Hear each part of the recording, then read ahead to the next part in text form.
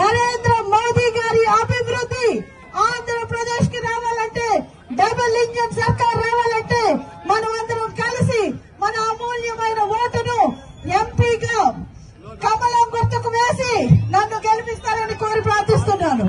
అలాగే double engine సర్కార్ రావాలంటే రాష్ట్రంలో కూడా మనకి ఎమ్మెల్యేగా ఎవరైతే కూటమి అభ్యర్థులుగా ఉన్నారో ఇక్కడ సైకిల్ గుర్తుపై పోటీ చేస్తున్న బోనెల విజయ్ గారికి కూడా మీ అందరూ ఆశీర్వదించి మీ అమూల్యమైన ఓటును వేసి గెలిపించాలని కోరి ప్రార్థిస్తున్నాను. ఇక్కడ ఎన్డీఏ అభ్యర్థులు కూడా ఉన్నారు.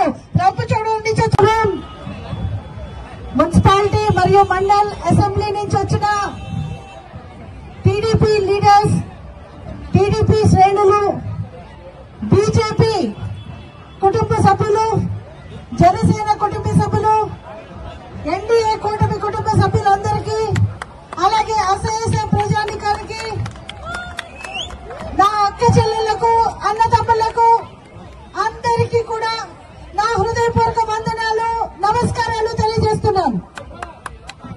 ఈ రోజు నా నామినేషన్ కార్యక్రమానికి ఇక్కడికి వచ్చిన మీ అందరికీ కూడా ఎండలనుగా అందరూ కూడా ఇక్కడ నిలబడినందుకు మీరందరికీ కూడా మీరు చూపిస్తున్న ప్రేమకు రకరకాలైన వాగ్దానాలు ఇస్తూ ప్రతి ఒక్కరిని కూడా ఈ రోజు మోసం చేసిన పరిస్థితి చూస్తున్నాం. మహిళల మీద దౌర్జన్యాలు జరుగుతున్నాయి. యువకులకు ఉపాధి లేదు. జాబ్ క్యాలెండర్ పేరుతో మనల్ని మోసం గురి చేశారు. అలాగే చూస్తే మన రాష్ట్రంలో ఈ రోజు land scam, sand scam, liquor scam రాజ్య గుర్తుపెట్టుకోవాలి. మన రాష్ట్రంలో ఉన్న ప్రభుత్వం ఎంత దారుణంగా ఉందో, మన కేంద్రంలో ఉన్న బీజేపీ అలాగే నరేంద్ర మోదీ గారు ఈ రోజు మన ఇండియాని విశ్వ గురువులా పెట్టాలని చూస్తుంటే మన రాష్ట్రం అయితే అధోగతి పాలైన పరిస్థితి, 20 సంవత్సరాలు వెనక్కి వెళ్ళిపోయిన పరిస్థితి మనం చూస్తున్నాం. మన మేనిఫెస్టోలు ఈ రోజు సామాన్య ప్రజల మేనిఫెస్టో ఉంటే మన రాష్ట్ర ప్రభుత్వం ఎవరైతే దేశం కోసం చిత్తశుద్ధిగా పనిచేస్తారో ఒక విజనరీ లీడర్ చంద్రబాబు నాయుడు గారు అయితేనే, అలాగే ఏసీ గదుల్లో కూర్చుని హాయిగా జీవితం గడపగలిగే కూడా ప్రజల కోసం, మీ కోసం నేను వస్తానని చెప్పి, నేను సైతం అని చెప్పి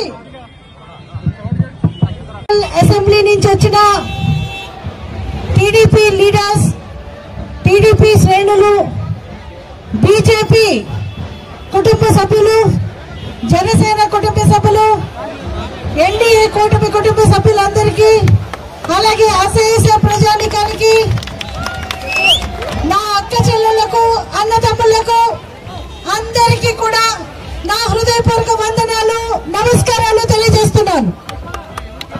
ఈ రోజు నా నామినేషన్ కార్యక్రమానికి ఇక్కడికి వచ్చిన మీ అందరికీ కూడా ఎండలనుగా అందరూ కూడా ఇక్కడ నిలబడినందుకు మీరందరికీ కూడా మీరు చూపిస్తున్న ప్రేమకు నేను సదా కృతజ్ఞరాలని. ఆఫీస్ నుంచి 40 సంవత్సరాల సుదీర్ఘ రాజకీయ అనుభవం ఉన్న 7 సార్లు పార్లమెంట్ ఆఫ్ ఇండియాలో సభ్యులుగా ఉంటూ 6 సార్లు లోక్సభలో గెలిచి, 1 సారి రాజ్యసభలో, అలాగే 4 సార్లు మంత్రిగా పనిచేసి మన గిరిజన అభివృద్ధి శాఖ మంత్రిగా పనిచేశారు.